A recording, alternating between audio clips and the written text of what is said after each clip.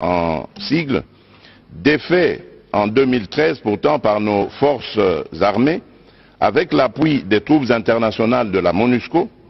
pour agresser la République démocratique du Congo et bloquer le processus de paix de Nairobi,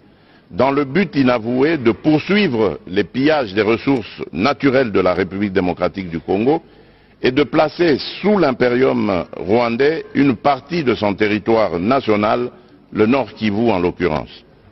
C'est ici le lieu, une fois de plus, de dissiper toute équivoque et de porter un démenti cinglant aux allégations fallacieuses des dirigeants rwandais qui invoquent à qui veulent les entendre, d'une part, la prétendue collaboration entre officiers de l'armée congolaise et les commandants des forces démocratiques pour la libération du Rwanda, les FDLR, alors que j'ai changé le leadership de l'armée depuis plusieurs mois, et d'autre part, le discours de la haine tribale contre les populations dites rwandophones qui seraient persécutées ou, pis encore, menacées de génocide en République démocratique du Congo, et cela pour justifier leurs crimes dans mon pays et obtenir la mansuétude de certains pays. À cet égard, je recommande à toute personne qui en aurait encore le doute de lire les groupes d'experts, le rapport des groupes d'experts de l'ONU sur la situation sécuritaire à l'est de la République démocratique du Congo, rapport de septembre 2022, distribué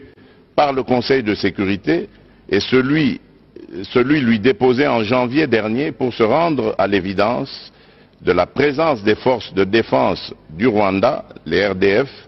au Nord Kivu et de leur soutien au M23. Quant au discours de haine contre nos compatriotes Tutsis congolais, mon gouvernement reste ferme contre tout individu ou groupe d'individus qui tiendrait un tel discours et réitère sa demande à toute personne, organisation ou partenaire extérieur de le dénoncer. La justice congolaise appliquera dans toute sa rigueur les lois de la République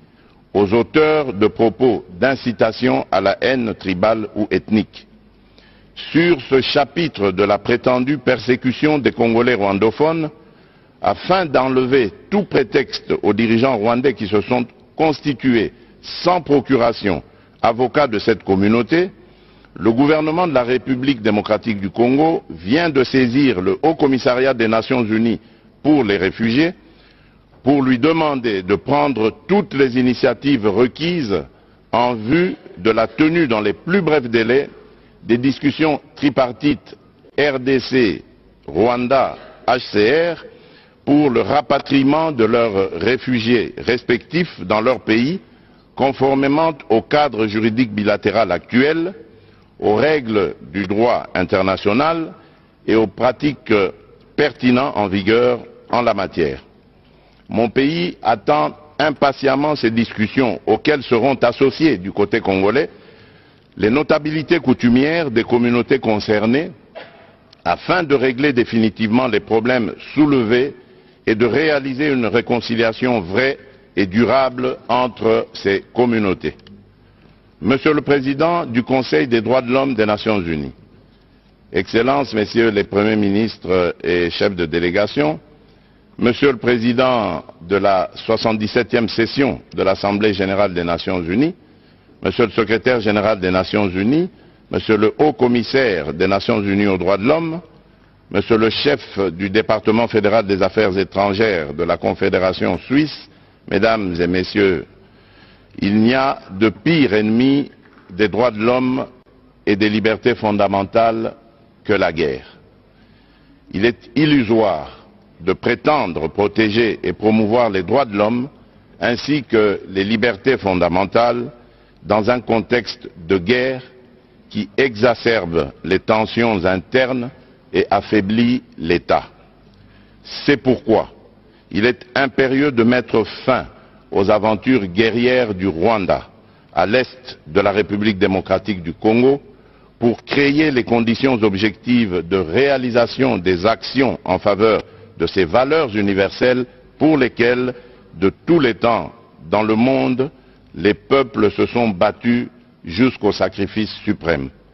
On ne peut pas prétendre défendre l'exercice des droits de l'homme et des libertés fondamentales en République démocratique du Congo tout en laissant progresser l'agression de ce pays par le Rwanda et les massacres de ses populations par des groupes armés terroristes. Il est temps que la communauté internationale, en particulier les Nations Unies, sanctionne les auteurs des crimes et des violations du droit international en République démocratique du Congo et les contraigne davantage à exécuter le plan de paix issu des processus de Nairobi et de Luanda,